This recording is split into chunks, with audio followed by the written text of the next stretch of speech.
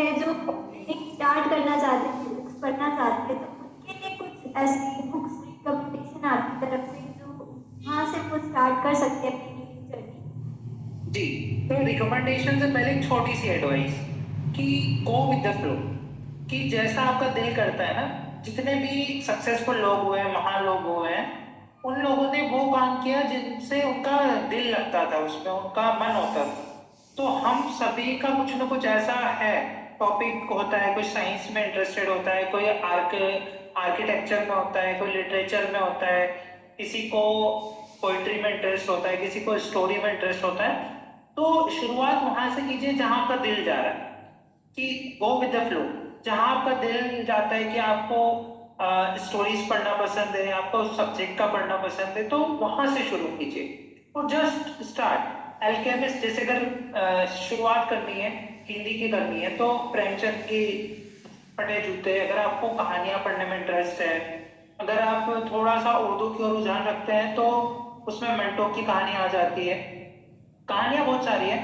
और हरिशंकर परसाई हैं, वो व्यंग बहुत अच्छा लिखते हैं। इसके अलावा जैसे विनोद कुमार शुक्ल जी का मैंने नाम लिया।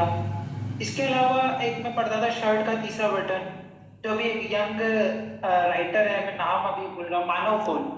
उनकी किताबें जो है वो बहुत ही इंटरेस्टिंग होती है। वहां से आप शुरू कर सकते हैं। इंग्लिश नॉवेल में भी अगर आपको स्टार्ट करना है, तो अगर आप फिक्शनल और इमेजिनरी दुनिया में जाना चाहते थे, इट एंड्स विद अस। इसके अलावा अल्केमिस्ट है। और सेल्फ हेल्प अगर बुक अगर आपको इंटरेस्ट है कि मुझे लाइफ में ग्रोथ करना है, तो power of now, the subconscious mind, power of subconscious mind, the power of attraction, 48 laws of power, ऐसी हैबिट्स, वाइब्रेशन, ऐसी काफी सारी बुक्स हैं।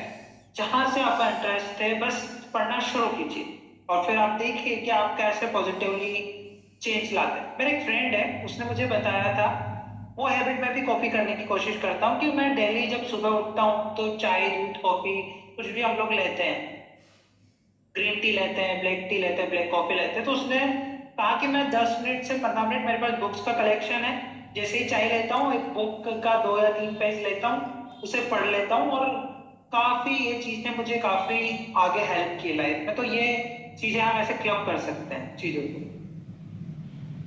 इस हैबिट को काफ़ी हद तक मैं भी रिलेट कर सकती हूँ कि मॉर्निंग में एक पेज आता है एडिटोरियल न्यूज़पेपर के अंदर, तो उसमें काफ़ी अच्छे अच्छे आर्टिकल्स आते हैं, तो मैं उन्हें भी रीडिंग करती हूँ क्योंकि उससे भी काफ़ी नॉलेज मिलता है कि करंट सिचुएशन में क्या चल रहा है हमारे आजकल के एनवायरनमेंट में, और उससे भी कई काफ़ी हद तक थॉट्स जो है जनरेट होते हैं। तो आपको फर्स्ट स्टेप ये है कि आप रीडिंग स्टार्ट कीजिए।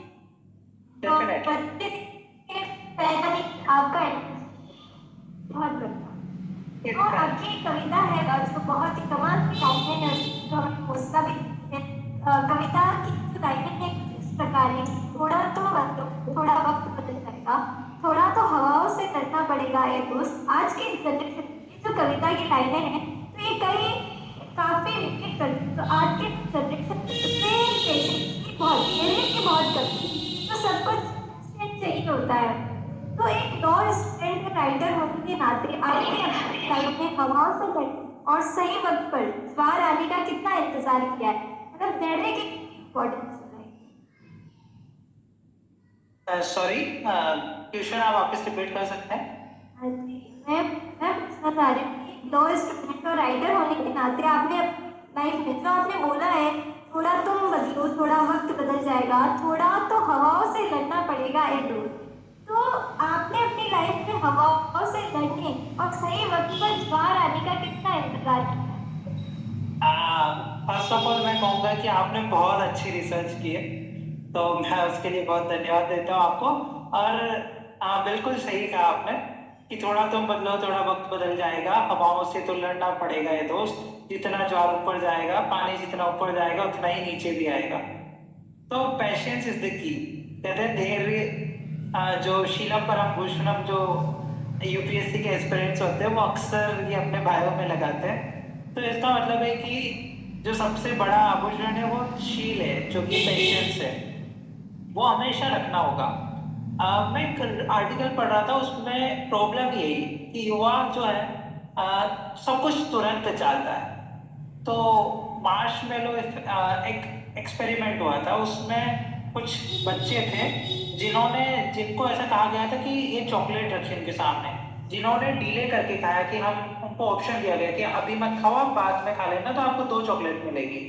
तो जिन जिन लोगों ने डिले किया, जितना डिले किया, वो लाइफ में लॉन्गर रन में काफी सक्सेसफुल हुए। तो मैंने इन सब चीजों से सीखा है कि पैशंस रखना बहुत जरूरी है। धीरे धीरे आप अपने हैबिट्स के ऊपर काम करते रहिए। कई बार ऐसा मौका आया कि मुझे ट्रॉफीज ही नहीं मिली। कई बार मैंने बहुत सारे कंपटीशन में पार्टिसिपेट किया और जाते थे, जैसे जाते थे वैसे आ जाते थे। उल्टा खर्चा भी होता था कि हम गए हैं, टाइम भी लगता था। मैं सोचता था कि चलो कभी ना कभी तो रिजल्ट आएगा। उसके बाद एक सिचुएशन, एक समय ऐसा आया कि मुझे लोगों ने बोलना बंद कर दिया कि भैया आप मत आइए कंपटीशन में, हमारी ट्रॉफी तो आप फिक्स से आप लेके जाओगे, तो फिर हम पार्टिसिपेट क्यों करें। तो वो होता है ना कि ये फूल मुझे कोई विरासत में नहीं मिले, तुमने मेरा काटो भरा बिस्तर नहीं देखा, बशीर बद्र का साहब का शेर है। तो लगातार अगर आप पेशेंसली काम करते जाएंगे तो काफी आपको सफलता मिलेगी। सही है।